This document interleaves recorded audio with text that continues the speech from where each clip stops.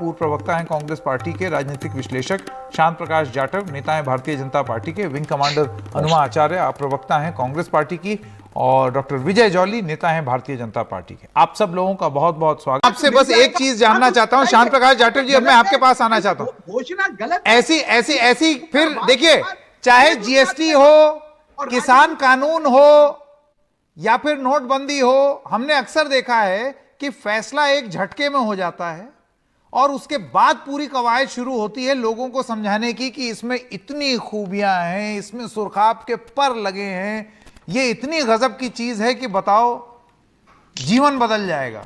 ऐसा क्यों होता है कि बार बार, एक सेकंड, मेरा सवाल शांत प्रकाश जाटव जी के लिए, क्योंकि आप राष्ट्रीय अध्यक्ष हैं, उसको राजनीति से प्रेरित होकर टीवी की डिबेट्स के माध्यम से, व्हाट्सएप के माध्यम से, सोशल मीडिया के माध्यम से उसके ऊपर प्रश्न चिन्ह लगाए जाएंगे। जनता मजदूर, भारतीय जनता मजदूर संघ के शांत प्रकाश जाटव जी भी हमारे साथ योजना लाकर 46,000 नौजवानों को रोजगार देना, मेरा ये कहना है कि ये नहीं जॉली जी, ऐसा है, शांत प्रकाश जाटव जी, मैं आपसे जानना चाहता हूं ऐसा क्यों होता है बार बार सरकार इस सवाल के घेरे में आती है कि आप कोई अनाउंसमेंट पहले कर देते हैं, उसके बाद ये बताते हैं तो कई दशकों से इसकी मांग चल रही थी, इतना सोचा गया था इसके बारे में, एकदम से फैसला आता है, उसके बाद बवाल मचता है और फिर उस फैसले में धीरे धीरे धीरे करके थोड़े बहुत बदलाव होते हैं, फिर उसके बाद उस फैसले को लेकर के जनता में एक संदेश देने की कोशिश की जाती है, उसके लाभ गिनाए जाते हैं।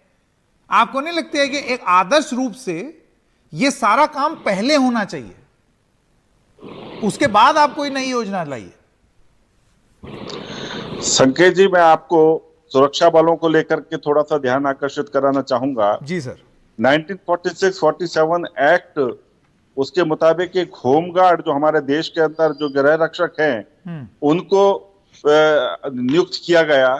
वो 1946-47 से आज तक वो परमानेंट नहीं हुए हैं, आज भी वॉलंटियर के रूप में काम कर रहे हैं। ना उनको किसी तरीके का प्रोविडेंट फंड मिलता है, ना उनको इंश्योरेंस मिलता है, और वो लोग तमाम सैनिक ट्रेनिंग लेने के बाद देश को अपनी सेवाएं प्रदान कर रहे हैं। और उनका मानदेय भी जो है संकेत जी, महज 500, 700 और 900 रुपए के लगभग प्रतिदिन का है।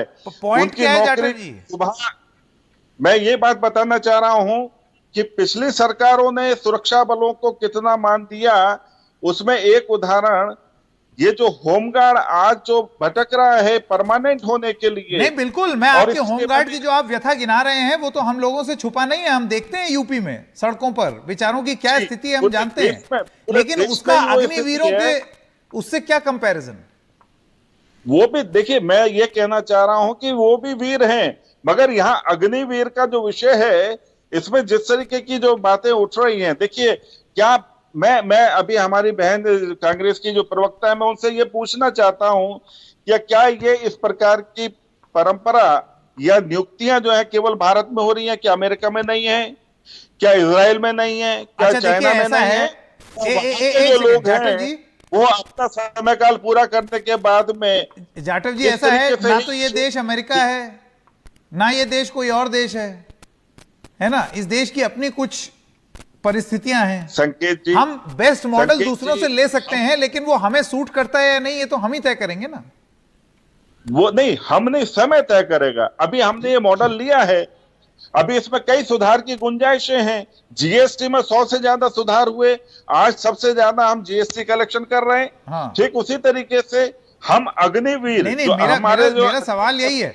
मैं अब संजय झा के पास जाना चाहता हूं। संजय झा, आपको लगता है कि ये अब एक फॉर्मेट बन गया है कि पहले देते संकेत जी थोड़ा आधा मिनट और, कि जब हम इसमें जो सुधार की गुंजाइशें रहेंगी, हम उन सुधारों के बाद जो पूरे देश को, अभी जिस तरीके से हम बात कर रहे हैं कि 80-85 लाख हमारे वैकेंसियां हैं, उसमें हम शुरुआत तो कर रहे हैं ना, अच्छी शुरुआत है, इसका सबको समर्थन देना चाहिए। जो सुझाव भाई 10 लाख नौकरियां भरना अपने आप में बहुत बड़ा काम है, ये तो मैं मानता हूं। कहीं तो शुरुआत तो होगी। जी संजय झा, मैं आपके पास आना चाहता हूं और सवाल ये है, आप देखिए, आपको लगता है ये एक मेथड सा बन गया है, एक प्रक्रिया सी बन गई है कि पहले एक झटके से कोई चीज